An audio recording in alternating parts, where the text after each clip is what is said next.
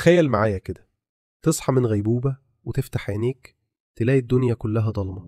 مش ضلمة مؤقتة، لأ، مفيش شمس، مفيش نور، مفيش أمل، والناس ماشية عادي جدا، بتضحك، بتاكل، وكأن ده طبيعي. أهلا بيك في رواية في ممر الفئران من تأليف الدكتور أحمد خالد توفيق. بطل الرواية بيصحى من غيبوبة طويلة جدا وبيلاقي نفسه في عالم غريب، كل حاجة فيه ضلمة، والمصيبة إن الناس خلاص اتعودت.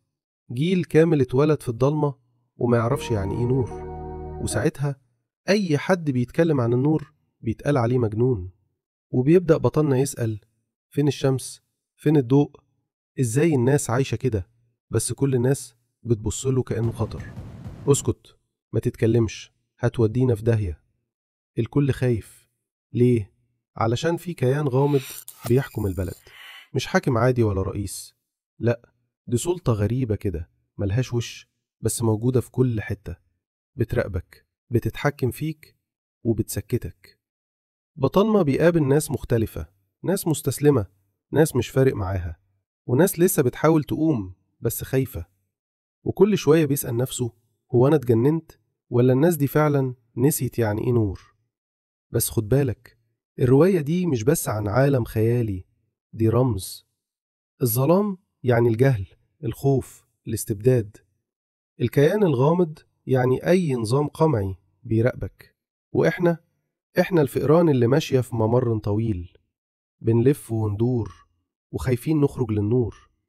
الرواية بتسأل سؤال مرعب جدا: لو تربينا في الضلمة، هل نقدر نعرف إن في نور؟ ولو عرفناه، هل نمتلك الشجاعة إننا نمشي ناحيته؟ ولا هنفضل في الممر زي باقي الفئران؟ بصراحة الرواية دي من أكتر الحاجات اللي هتفضل في دماغك بعد ما تخلصها. هتخليك تبص لحياتك، لمجتمعك، لنفسك، وتسأل: هو أنا كمان عايش في ممر الفئران؟ لو لسه ما قريتهاش، اقراها، بس خليك مستعد، لأن النور مش دايما مريح، خصوصا لو كنت طول عمرك في الضلمة. قولي رأيك في الرواية لو كنت قريتها، ولو ما قريتهاش، هل مستعد تواجه الظلام؟ ولا هتفضل ماشي في الممر زي باقي الفئران؟ في النهاية، قولي تحب نتكلم عن إيه المرة الجاية.